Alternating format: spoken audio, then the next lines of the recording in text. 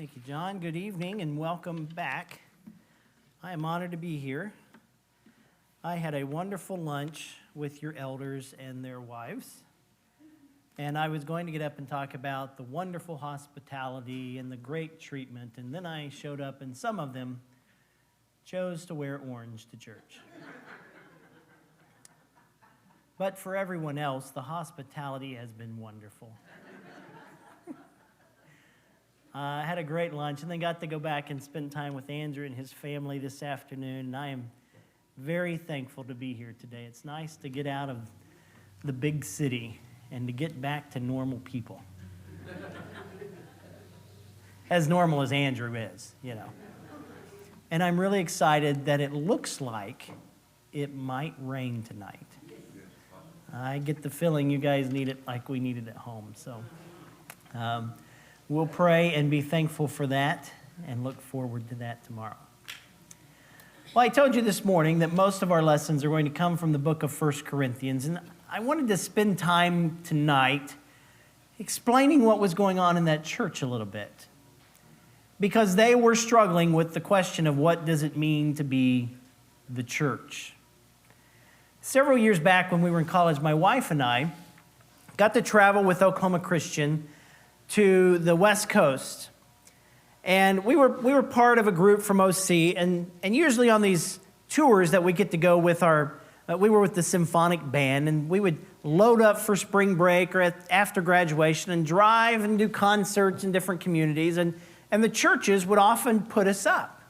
And churches would host us, their families would divvy up all the students, and they would feed us, and it was a wonderful experience. Well, this one particular year, we went out to California, and we stopped at a congregation there, and the church divided the students up, and we were going to stay over the weekend. So that meant on Sunday morning, we would go to church with our host families there at the Church of Christ in the town where we were.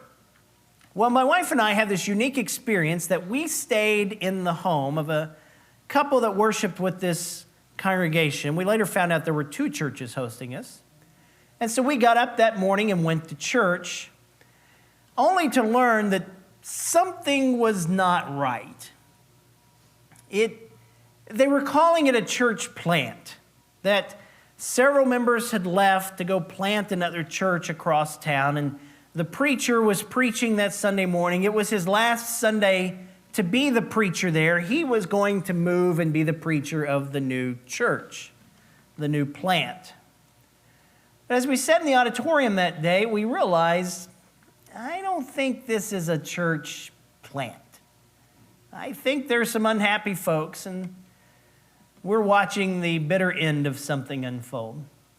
Well, the preacher, sure enough, he preached that morning, and so we got in the car and we went across town to the new church to worship again, because that's where the rest of the crew was. And the preacher stood up and gave the same sermon he had given back at the first church.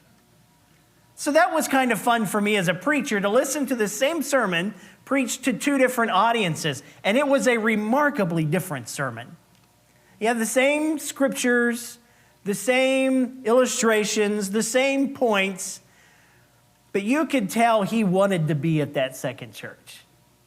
You could tell he was more at peace with the people in that second church.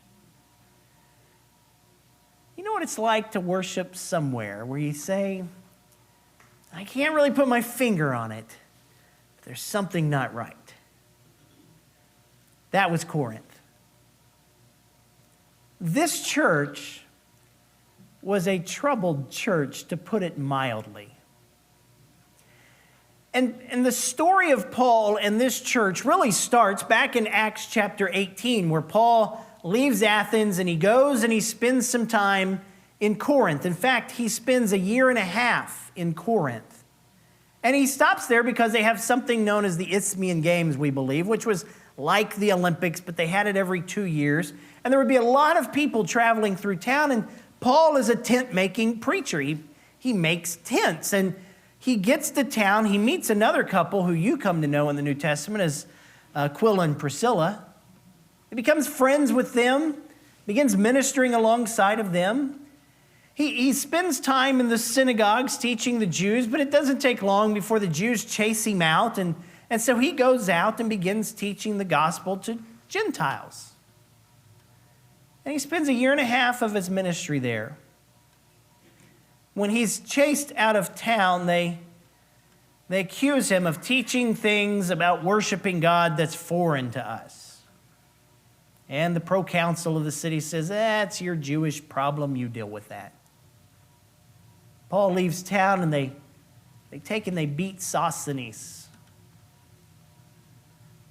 You spend 1.5 years with people like that in that community and you become a pretty close-knit group.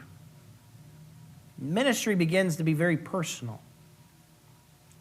Paul made a lot of friends in Corinth. And Corinth, from what we know, was a pretty rough city. It was kind of like the Las Vegas of first century Roman territory. It was a seaport.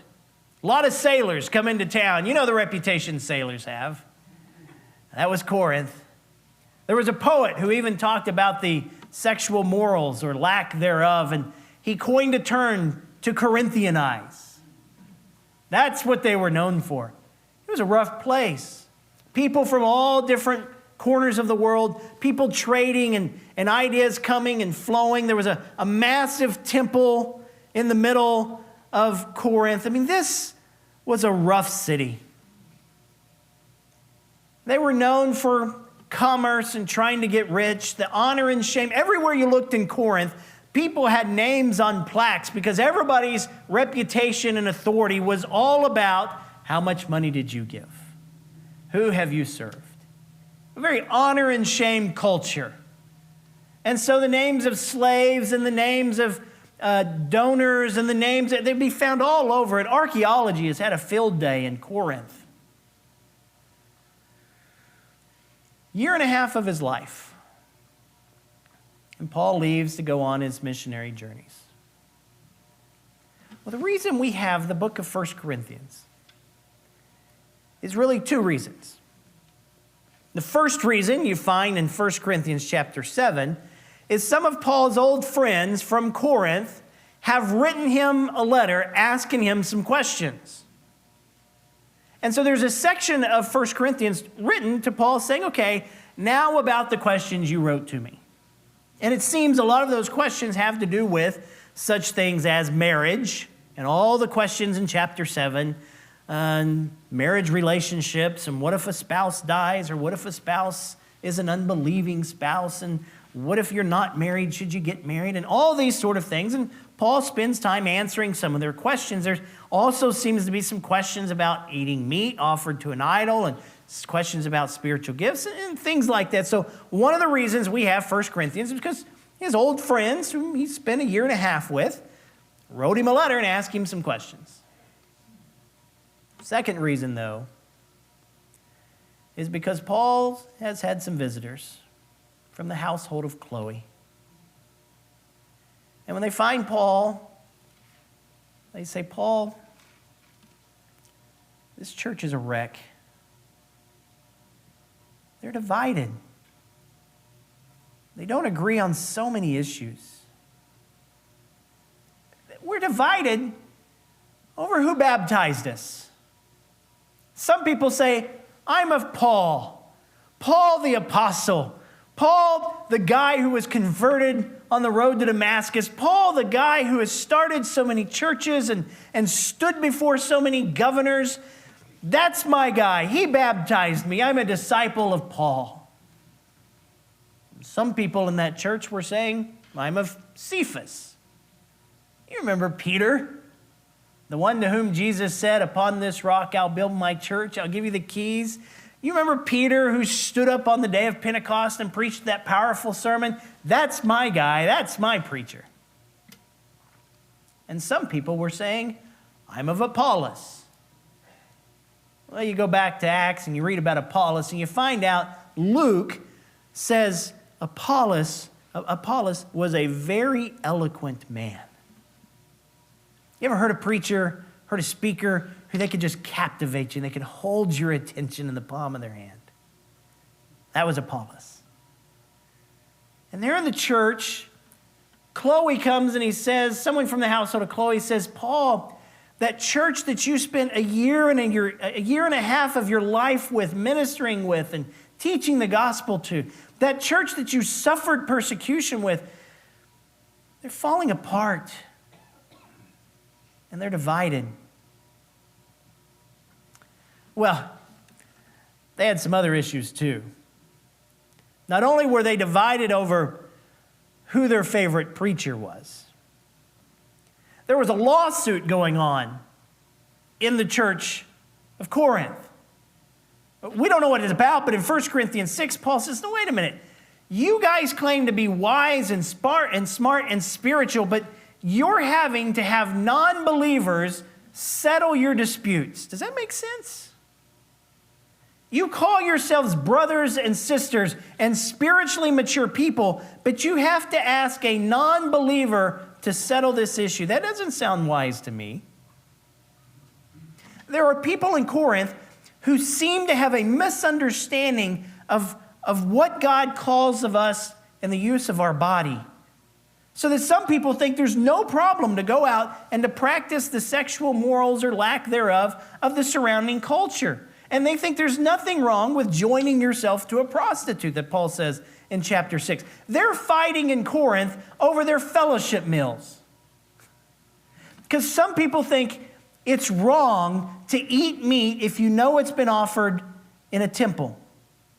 In the first century world, the average person didn't eat meat very often. And what usually happened is they would offer a sacrifice at a temple and sit down in community to enjoy this. And oftentimes your pagan friends would invite you to these temple worship services to eat with them. It's just the thing you do. And some people in Corinth said, I can't do that because it bothers my conscience. I was a Gentile. I grew up worshiping those gods. I grew up thinking those are true. In fact, I'm still not sure if they're real gods or demons, but it's wrong for me to do that.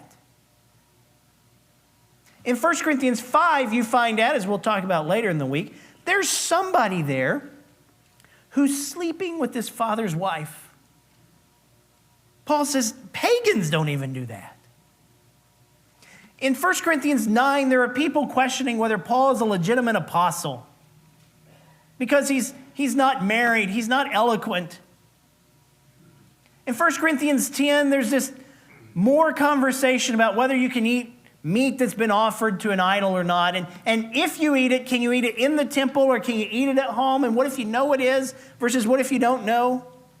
In 1 Corinthians 11, the household of Chloe says, look, there's this practice of wearing a veil, which was very common among worshipers in the first century world. And that there are people saying you don't have to do that anymore.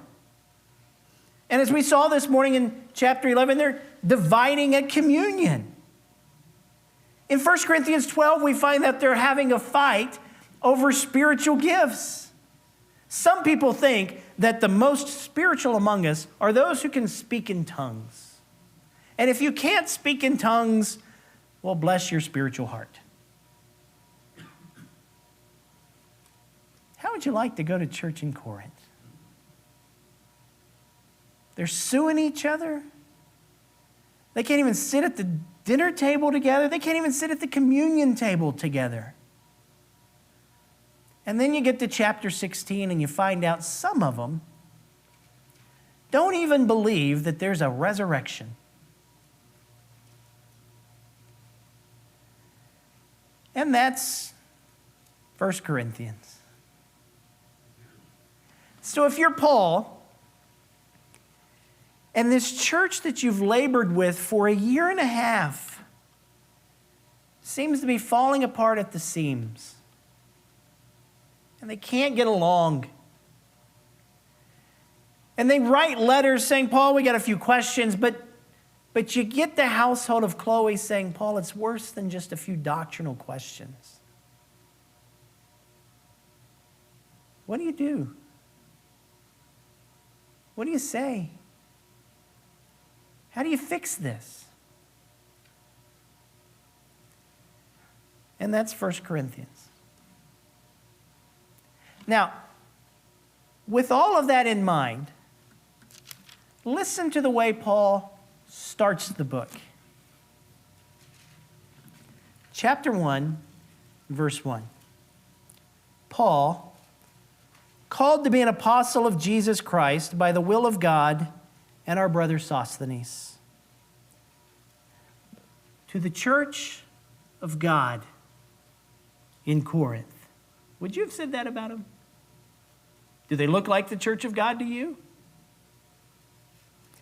To those who are sanctified in Christ Jesus. You know what the word sanctified means, don't you? To make holy, to make pure, to make distinct, to be set apart for the purpose of God. Knowing what you know about Corinth now, would you have called that group of people sanctified in Christ? Those who are called to be saints.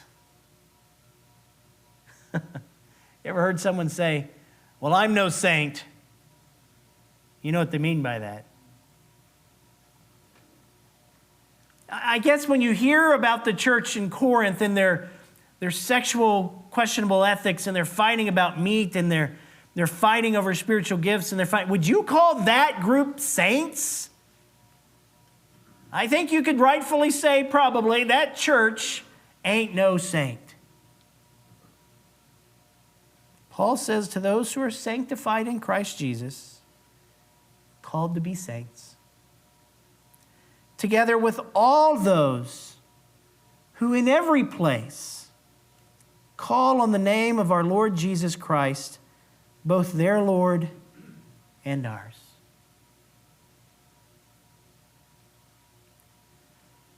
Would you have started this letter like that? You might expect it to sound a little more like Galatians. I don't know if you've read Galatians recently, but Galatians is a pretty spitfiery letter. Pretty much it's Paul saying, "This is Paul. God made me an apostle. What are you thinking?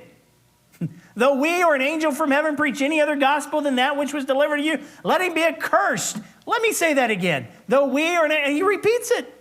That's Galatians.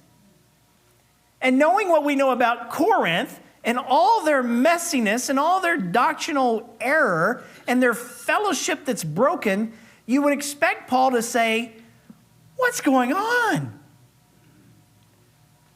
That's not what he does. Paul writes, he starts this letter by reminding them of who they are supposed to be. I find that fascinating. They're fighting about meat. They're fighting about spiritual gifts. They're fighting in court. They're dividing over everything. And Paul says, "Hi guys, it's Paul. To the sanctified people there in Corinth. To the people called by God in heaven to be holy. And not just you. To those who've been called with everyone else who calls on the name of the Lord." What a remarkable start to a troubled church. Because as you watch them in Corinth wrestle about what does it mean to be the church. Some people say, well, what it means to be the church is it means for us to meet the cultural standards. For us to be accepted by the people around us. For us to be church, we have to appeal to the world and the community around us. We want to be liked, and we want the world's standards to look at us and to approve of us.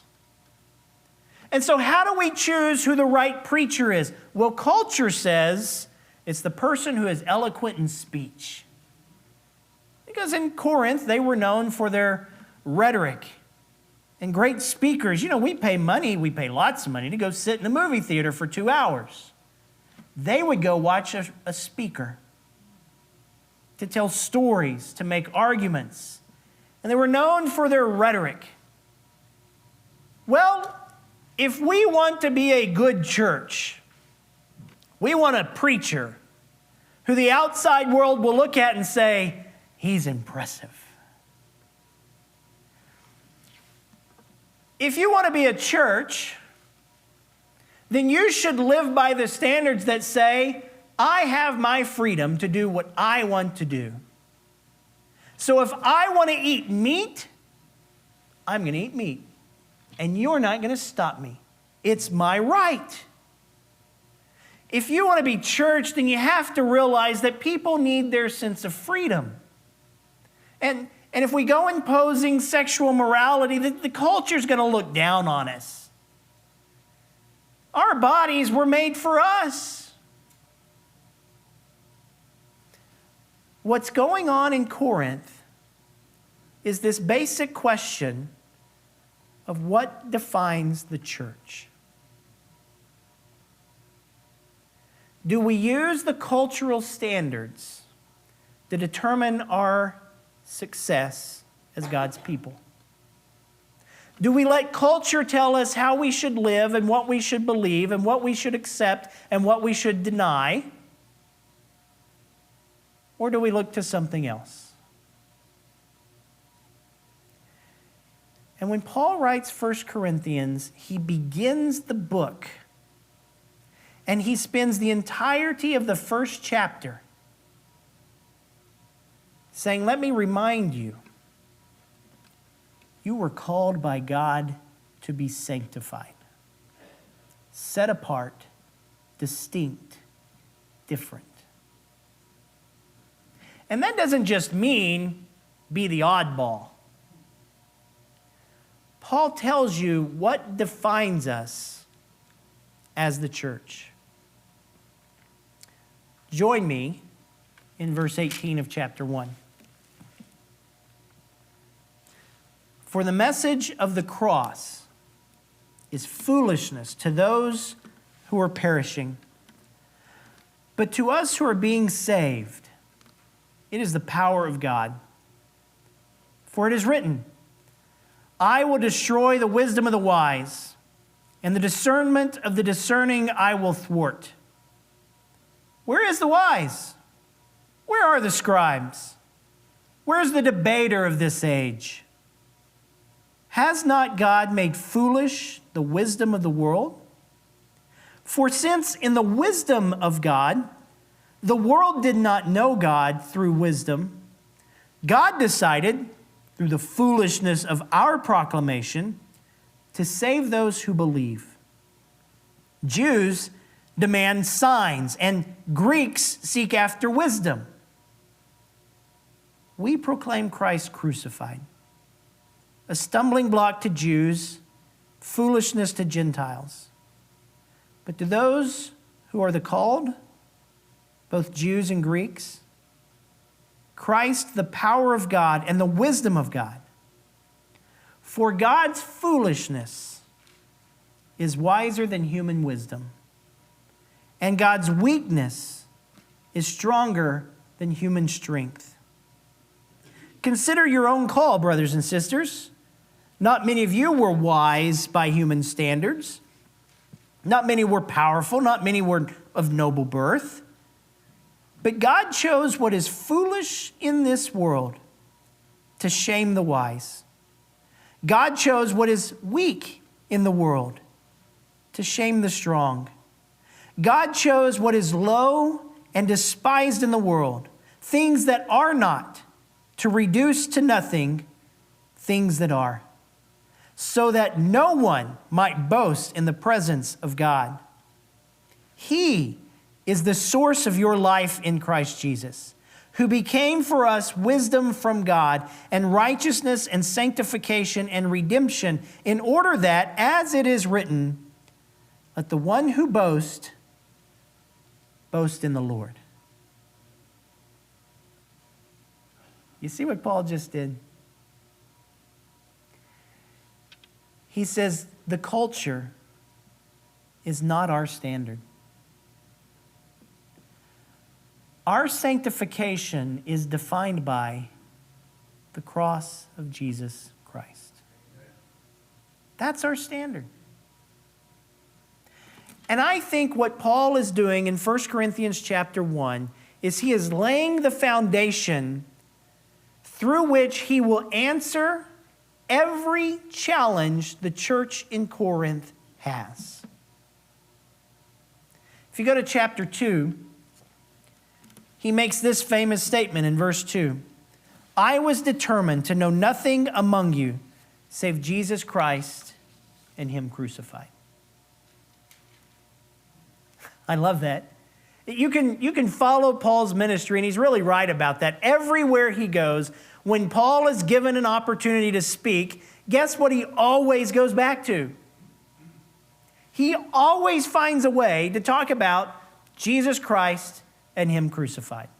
He becomes a Christian in Acts chapter 9, and his first sermon is Jesus Christ and him crucified. He goes into the synagogue of Antioch of Pisidia, and what does he talk about? He talks about Jesus Christ and him crucified. He stands on Mars Hill with all the smart philosophers of his day, and what does he talk about? Jesus Christ and him crucified. When I was first starting out as a preacher, they always said, carry a sermon in your pocket. Because you never know if you're going to show up on Sunday morning and someone says, can you preach? And so you always carry a sermon with you. My wife is from a small town in Missouri, Stark City, church of about 20 people. And their preacher was always very kind to me. And one Sunday, we planned to go on family vacation. We got out of church at home, got in the car and drove. And by the time we got there, it was like 10 minutes after 5 o'clock. And we got out of the car and we rushed in because church had already started. And the preacher is standing at the back of the auditorium and says, I'm glad you're here. You want to preach? And I literally walked through the door and straight to the pulpit. And you know what I did? I pulled out that sermon from the back of my Bible.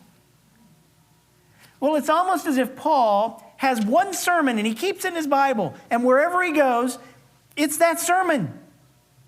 Jesus Christ and him crucified. So that when Chloe and the people from Chloe's household come and say, Paul, the church is falling apart at the seams. They're teaching this, they're believing that, they're treating each other this way. What are you going to do? Paul reaches to the back of his Bible and he pulls out those sermon notes. Jesus Christ and him crucified. I love this story. It's in a book titled On a Hill Too Far Away. The author tells this story. In Old Greenwich, Connecticut, stands a church with a cross in it. Unlike most churches whose crosses adorn the front wall behind the preacher, this one is bolted down into the concrete floor in front of the podium, no more than 3 feet from where the preacher stands. Its positioning defies reason and art and convention. No architect in his right mind would have designed such the placement. It's an obstruction. The preacher's words have to pass through it. The congregation's eyes always have it somewhere in view, so that even when they look away, it's still there, impressed on the back wall of the retina. It's a sturdy wooden cross, 10 feet tall. The crossbar is set high on a vertical beam, so high that it seems out of proportion compared to other more proportionate crosses that decorate other more proportionate churches. Nothing about this cross is pretty. It's made of raw, untreated wood. And when you see it up close, you think of splinters of something hard, immovable. It's set in the concrete floor as well as bolted to it, so that a blow makes it vibrate rapidly. Strike it hard enough and it will answer back in a low tone. I've heard that it can be removed, but not without great difficulty because of its size and its weight. But it would be almost impossible to forget about this cross. When I was standing and talking with someone or walking anywhere near the front of the church, I had a tendency to shy away from it, to lean unconsciously, to make sure I always knew where I was, or more accurately, where I was in relation to it. This raw wooden cross in the middle of the floor manages to defy the efforts we often make to soften its blow. Most crosses we encounter are harmless. The cross as a symbol has become more like a charm on a bracelet than a huge, rough, inconvenient reminder I might bump into it in the front of the church. That is what makes this cross in Old Greenwich stand out. That's what Paul does in Corinth. He gets this letter. He gets these messengers. They tell him the church is divided. It's doctrinally messed up. Its fellowship is messed up. Its reputation is messed up. Paul, what are you going to do? And Paul walks into the middle of the Corinth and he plants a cross. And he says, now let's talk about every issue. But we're only going to do this by talking through the cross. You want to talk about your favorite preacher? Was Paul crucified for you? No. You want to argue about meat offered to an idol? You're willing to force your position on someone for whom Christ died? You're taking each other to court? Why not one of you just accept the wrong? Where have you heard that story before? You want to fight about spiritual gifts? Love bears all things, hopes all things, endures all things. Where have you heard that story before? Every issue in Corinth, Paul takes to the cross. Because Paul believes that if we are the true church of Jesus Christ, we are defined by the cross and not the culture. And he says, you need to know that to be sanctified and set apart means that your life is governed by the cross, which the world looks at and the world rejects. The Jews seek after a sign. You remember when Jesus was hanging on the cross? If you're the Messiah, come down from the cross.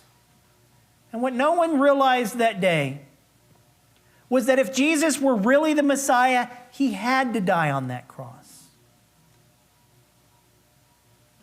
The Greeks, they seek after wisdom. Does the cross seem very wise to you? That the God of heaven, who created everything with the breath of his mouth, would send his son to die at the hands of the Romans.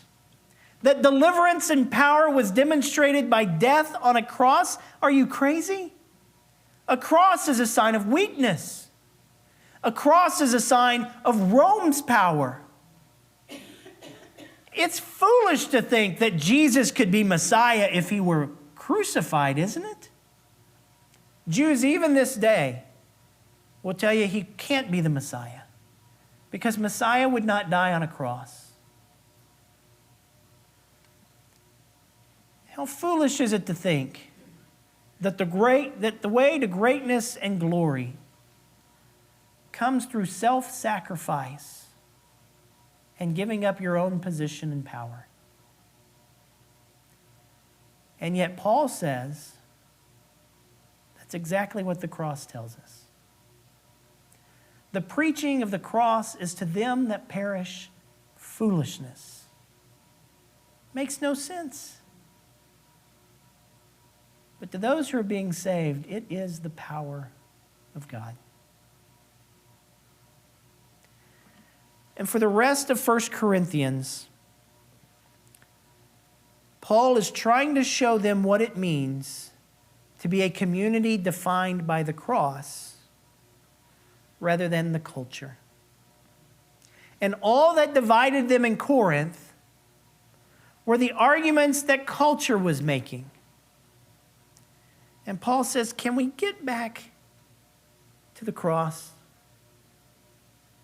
Can we step back and ask, what does the message of Jesus tell us about how to treat each other, about how to handle our bodies, about how we should worship together, about what our marriage and family should look like. Can we just get back to the cross and let that define us?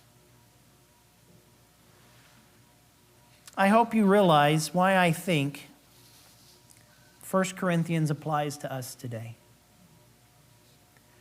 Because I think so many churches are trying to define success not on standards of the cross, but by standards of the world. That the best churches are the flashiest churches with the most impressive preacher and the most dynamic worship style. That the best churches are the ones that don't condemn anything, that don't speak out against sin, that just want to go along to get along. And I think Paul would say, do you remember the story of the cross? It's a far different standard.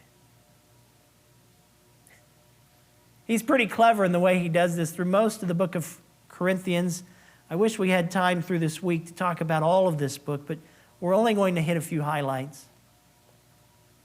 But the Christians in Corinth, some of them at least, thought that they were spiritual giants. They thought they were the most spiritual people there were, and we don't need some guy like Paul telling us how to live. And Paul, in his not so subtle way, at the end of chapter 1, he says, not many of you are wise by human standards.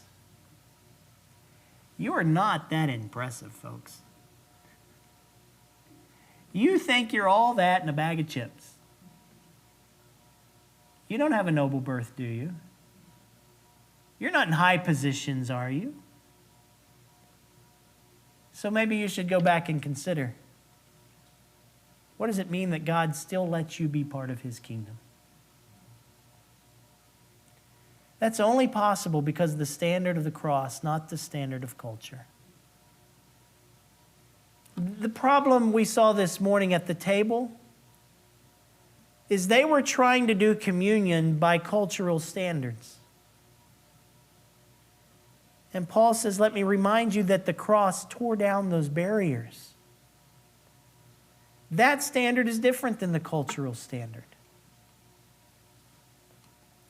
For the preaching of the cross is to those that perish foolishness, but to those who are being saved, it is the power of God. So if you were to ask Paul, so what does it mean to be the church today in 21st century America? He would say it means that you are a cross-shaped community. That everything we do, everything we believe, everything we aim for is defined first and foremost by the cross of Jesus Christ. And Paul would say, I need to warn you, that's going to sometimes put you at odds with the culture around you. Because they won't understand the idea of self-sacrifice and self-giving love. And that will also say something of how we respond when the culture pushes against us. Because there'll be times that you're tempted to respond in kind, to fight fire with fire, to stand up and shout the way they stand up and shout, and to stand up and condemn the way they stand up and condemn. And I think Paul would say, boy, how did Jesus handle that? What does the cross show us about what it means to be the people of God? So that's what we're going to talk about Monday, Tuesday, and Wednesday. Because the preaching of the cross is to them that perish foolishness. But to those who are being saved, it is the power of God. If you're not a Christian this evening, it's just as much the power of God today as it was the morning of the resurrection. God invites you to be part of his plan, to be part of his kingdom, to be part of what he's doing in this world. And no matter who you are, doesn't matter if you were noble in your calling, God has called you to be his child through faith, obedience, and baptism, and to be part of a community shaped by the cross and not by the culture. We can help you with that this evening. We invite you to come while we stand and sing together.